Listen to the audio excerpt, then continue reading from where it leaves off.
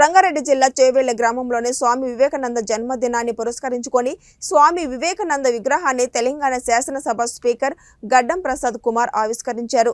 ఈ కార్యక్రమంలో ఆయన మాట్లాడుతూ స్వామి వివేకానంద మన దేశానికి ఎంతో పేరు ప్రఖ్యాతులు అందించారన్నారు। మన దేశ సంస్కృతిని సంప్రదాయాలను ప్రపంచానికి తెలియజేశారని గుర్తు చేశారు। ఉమ్మడి రంగారెడ్డి జిల్లాను అభివృద్ధి చేయడంలో సహాయక చర్యలు తప్పకుండా ఉంటాయని, రంగారెడ్డి వికారాబాద్ జిల్లాలో పాలమూరు రంగారెడ్డి పథకం కింద కానీ ప్రాణహిత చేవెళ్ల పథకం కింద నీళ్లు అందించి సస్యశ్యామలంగా తీర్చిదిద్దామని ఆయన అన్నారు।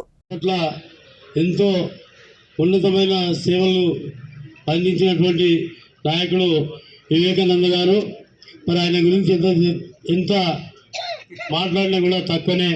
కాబట్టి ముఖ్యంగా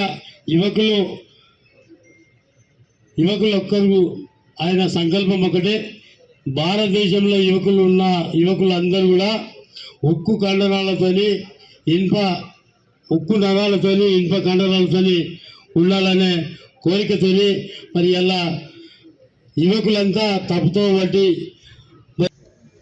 ఇది వస్తే ఈ ప్రాంతం అంతా సస్యశ్యామలం అవుతుంది, రైతులకు మంచి లాభం జరుగుతుందని జరగలేదు।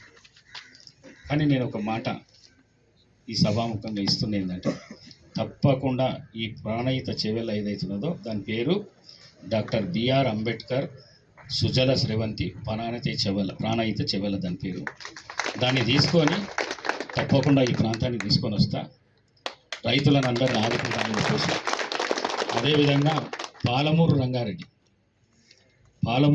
రంగారెడ్డి లిఫ్ట్ ఇరిగేషన్ ఏదైతున్నదో, నేను ఎమ్మెల్యేగా ఉన్నా, రోషయ్య గారు మన రాష్ట్ర ముఖ్యమంత్రిగా ఉన్నారు, వారు రైతు సదస్సులని పెడుతుంటే నాకు అడిగింది, పెడతావా అంటే పెడతా అని చెప్పి ఏడబెట్టినా నేను బంటారం కాడ పెట్టిన, బంటారం యాచారం దగ్గర పెట్టిన।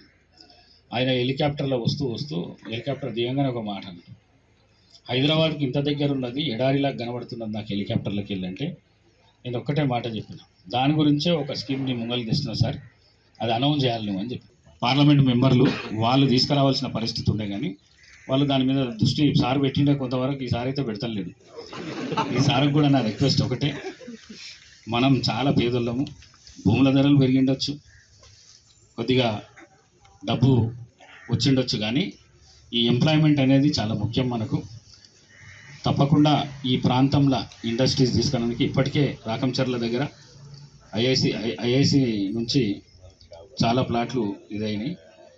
మరి ఈ 5 ఏళ్ల లోపల కొన్ని ఇండస్ట్రీస్ తీసుకొని వచ్చేసి ప్రైవేట్ ఉద్యోగాలు ఈ నిరుద్యోగులు ఎవరైతున్నారో వాళ్ళకి కల్పించడానికే ఇప్పుడున్న ప్రభుత్వంతో కానీ ఇప్పుడున్న ముఖ్యమంత్రితో మాట్లాడి, పాత ప్రభుత్వం పాత పాలకులు దాన్ని నిర్వీర్యం చేసి దాన్ని తీసుకొని చక్కగా శ్రీశైలం ప్రాజెక్ట్ కాడికి తీసుకొని పోతే అది ఇవాళ వచ్చే పరిస్థితి లేదు।